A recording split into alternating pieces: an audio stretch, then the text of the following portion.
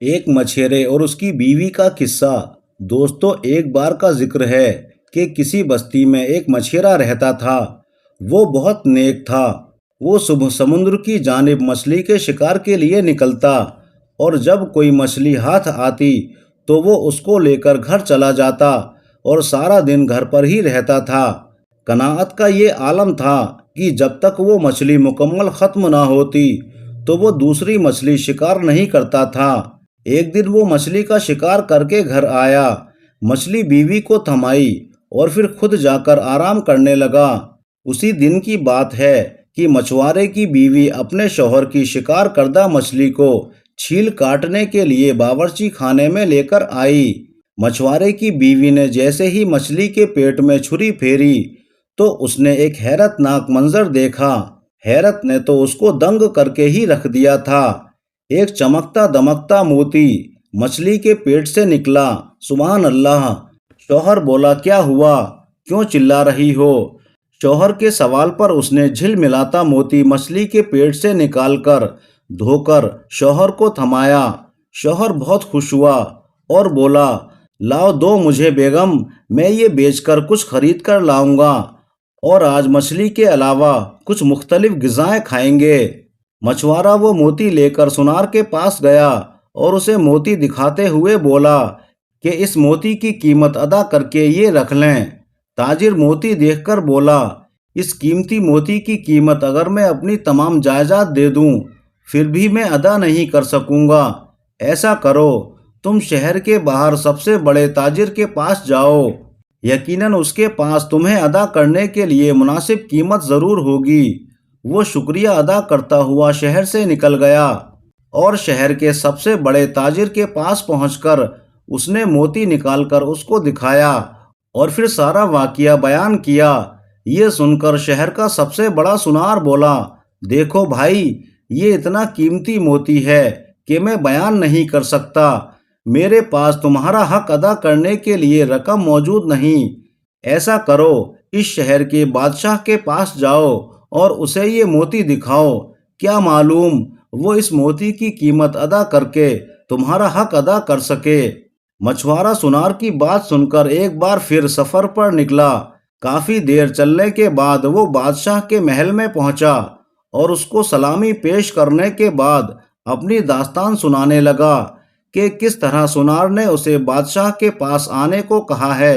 بادشاہ اس سے بولا، اچھا ٹھیک ہے، مجھے موتی دکھاؤ۔ مچھیرے نے وہ خوبصورت موتی ہتھیلی میں رکھ کر بادشاہ کے سامنے ہتھیلی پھیلائی۔ بادشاہ موتی دیکھ کر اپنی گدی سے اٹھا اور کہا کہ ایسا موتی میں نے اپنی تمام عمر میں نہیں دیکھا۔ میری یہ سلطنت بھی اس موتی کے آگے کچھ بھی نہیں۔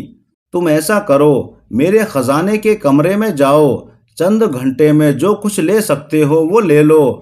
یہ بہترین طریقہ ہوگا تمہیں اس موتی کی قیمت ادا کرنے کا۔ بادشاہ کے حکم سے اسے شاہی خزانے کمرے میں لے جایا گیا۔ کمرہ خزانہ 3 حصوں پر مشتمل تھا۔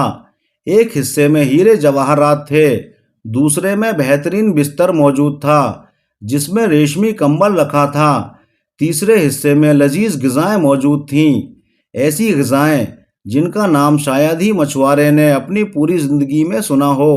مچھوارے نے سوچا، 6 گھنٹے تو بہت ہیں، کیوں نہ میں ذرا کچھ کھا لوں تاکہ کچھ زیادہ قوت آئے اور زیادہ سے زیادہ مال اکٹھا کر سکوں۔ مچھوارے نے 2-3 گھنٹے کھانے میں گزار دیے۔ اس کے بعد اسے گہری نیند آنے لگی۔ اس نے سوچا، ابھی تو 4 گھنٹے ہیں، کیوں نہ 2 گھنٹے اور سو جاؤں، پھر جب اٹھوں گا تو زیادہ تازگی محسوس کروں گا اور پھر پھرتی سے ہیرے جواہرات جمع کر لوں گا۔ وہ سونے میں ہی مگن تھا کہ کسی کی گمبھیر آواز نے اس کی نیند میں خلل پیدا کر دی۔ وہ فوراً اٹھ کر کھڑا ہوا تو اس نے دیکھا کہ بادشاہ اس کے سامنے کھڑا ہے اور اس سے کہہ رہا ہے، اٹھ اٹھ اے احمق مچھوارے، تجھے دی ہوئی مہلت ختم ہو چکی ہے۔ ہائے، وہ کیسے؟ تو نے بالکل ٹھیک سنا ہے، نکل ادھر سے باہر۔ مچھوارا کہنے لگا، مجھ پر مہربانی کرو، مجھے کافی وقت نہیں ملا، تھوڑی مہلت اور دے دو۔ بادشاہ ہنسا اور کہنے لگا، تجھے اس خزانے میں 6 گھنٹے گزر چکے ہیں، और तू अब भी अपनी गफलत से जागना चाहता है और हीरे जवाहरात इकट्ठा करना चाहता है। क्या तुझे ये सारा खजाना समेटने के लिए काफी वक्त नहीं दिया गया था, ताकि जब इधर से बाहर तू निकल कर जाता तो ऐसा बल्कि इससे भी बेहतर खाना खरीद पाता और इस जैसे बल्कि इससे भी ज्यादा बेहतर आसाइश वाले बिस्तर बनवा लेता। लेकिन तू अहमक निकला कि गफलत में पड़ गया। तूने इस कुएं को ही अपना सब कुछ जान लिया जिसमें रहना था। बाहर निकलकर समुद्र की बेसत देखना तुझे गवारा ही न किया। निकालो बाहर इसको। मछुआरा कहने लगा, नहीं, मुझको एक मोहलत और दे दो, मुझ पर रहम खाओ। लेकिन उन्होंने एक भी ना सुनी और मछुआरे को बाहर निकाल दिया।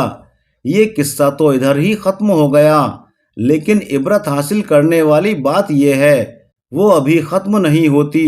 दोस्तों, इस मोती से मुराद हमारा आज है, क्योंकि आज में इस कदर ताकत है कि वो माजी और मुस्तकबिल में नहीं है, मगर हम अपने आज को या तो माजी की यादों में ज़ाया कर देते हैं या फिर मुस्तकबिल की प्लानिंग में, और हमारा आज ऐसे ही हमसे छिन जाता है जैसे इस मछुआरे से इसका मोती छीन लिया गया था। दोस्तों, इस वीडियो से आपने क्या सीखा हमें कमेंट्स करके ज़रूर बताइएगा।